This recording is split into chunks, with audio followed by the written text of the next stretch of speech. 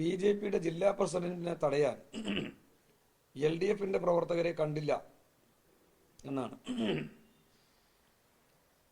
തെരഞ്ഞെടുപ്പ് ദിവസം ബി.ജെ.പിയുടെ ജില്ലാ പ്രസിഡന്റിനെ ശ്രീകണ്ഠൻ തടയുമെന്ന വീരവാദം ഉയർത്തി നാടകം കാണിച്ചതുപോലെയല്ല ഇടതുപക്ഷ ജനാധിപത്യ മുന്നണിയും CPM-ഉം പറഞ്ഞാലുണ്ടാവാൻ പോകുന്നത്. ഞങ്ങൾ പറഞ്ഞിട്ടുള്ളത് നിയമപരമായി തടയുമെന്നാണ്. അത് ഏറെക്കുറെ ഞങ്ങൾക്കത് സാധിച്ചിട്ടുണ്ട്. എന്നാൽ ഒരു ഘട്ടത്തിലും വ്യാജ വോട്ട് വന്ന് ചെയ്യാൻ അനുവദിക്കില്ല എന്ന് തെരഞ്ഞെടുപ്പിന്റെ ഒരു ഘട്ടത്തിലും കോൺഗ്രസിന്റെ നേതൃത്വം പറഞ്ഞില്ല.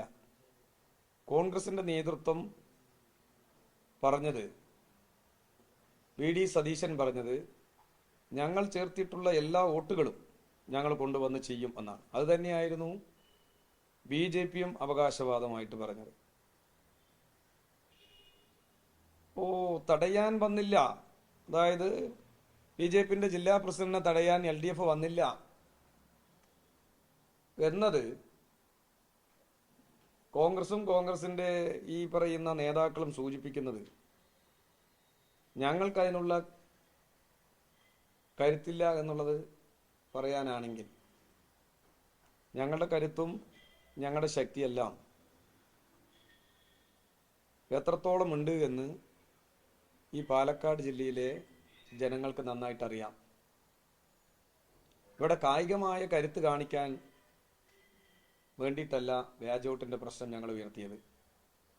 തികച്ചും നിയമപരമായി അതിനെ നേരിടുന്നതിന് വേണ്ടിയിട്ടാണ്. നിങ്ങൾ കാണിക്കുന്ന കാട്ടിക്കൂട്ടലും അഭ്യാസമൊന്നും ജനങ്ങൾ മുഖവിലേക്കെടുക്കില്ല.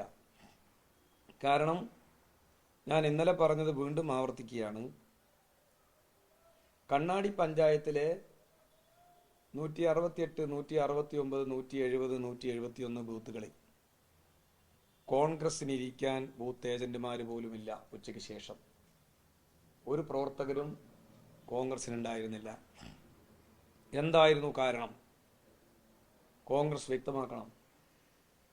ഇന്നത്തെ കോൺഗ്രസിന്റെ ഷാഫി പറമ്പിലും ശ്രീകണ്ഠനും നടത്തിയ പത്രസമ്മേളനത്തിൽ ഒരു മാധ്യമങ്ങളും അത് ചോദിച്ചതായി കണ്ടില്ല. എന്തുകൊണ്ടാണ്